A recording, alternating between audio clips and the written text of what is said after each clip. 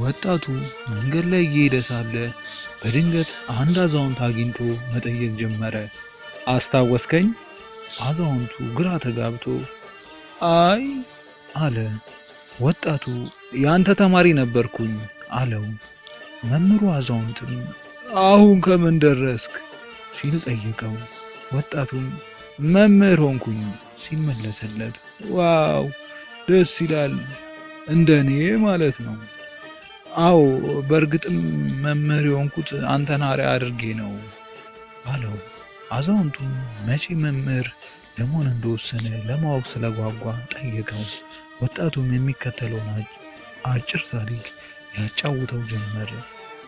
አንድ ዕለት ጓደኛዬ አሪፍ ሰዓት ይዞ ትምህርት ቤት መጣ። በጣም ስለወደድኳት መውሰድ ፈለግኩኝና ከኪሱ ወሰድኳት። ብዙም ሳይዘገይ ጓደኛዬ ሰዓቱ እንደተወሰደ ስላወቀ ወዲያው ለመምህሩ አመለከተ። መምህሩም አንተ ነበርክ።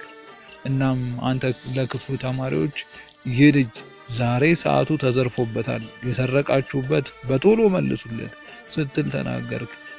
መመለስ ስላልፈለግኩኝ ዝም አልኩ። እናም ማንም የሚወጣ ሰው ሲጠፋ በሩን ዘጋውና ተነስተን ክብ እንድንሰራ አሳሰብከን። ሰዓቱ እስኪገኝ አንድ ባንድ ኪሳችንን ልፈትሽ እንደሆነ፣ ነገር ግን ከዛ በፊት አይናችንን መጨፈን እንደሚገባ ነገርከን። እንዳዘዝከንም አደረግን።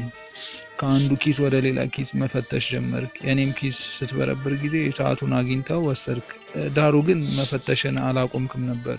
ስትጨርስ አይናችንን እንድንከብትና ሰዓቱም እንደተገኘ ነገርከን። ቢሆንም ግን አልጠቆምክብኝም ወይም አሳልፈ አልሰጠኸኝም ነበር።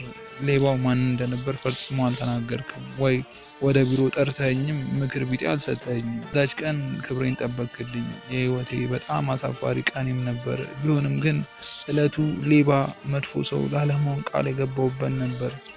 በሚገባ ነበር መልእክቱን የተረዳሁት።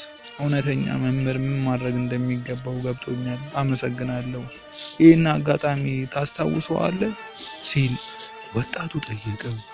አዛውንቱ መምህርም እንዴታ አስታውሰዋለሁ እንጂ የሁላችሁንም ኪስ የፈተሽኩበት እንዴት ይዘነጋኛል። ነገር ግን አንተን አላስታውስህም፣ ምክንያቱም እኔም አይኔን ጨፍኜ ነበር ስፈትሻችሁ የነበረው አለው። አየህ፣ እንዲህ ነው መምህርነት። ሌላውን እስከ ጥግ ለመረዳት መሞከር፣ በጭፍንነት ከመፍረድ መቆጠብ። እንዲህ ነው ረቡንነት። የምታስተምረውን በጥልቀት ማወቅ፣ መውደድ፣ መኖርን።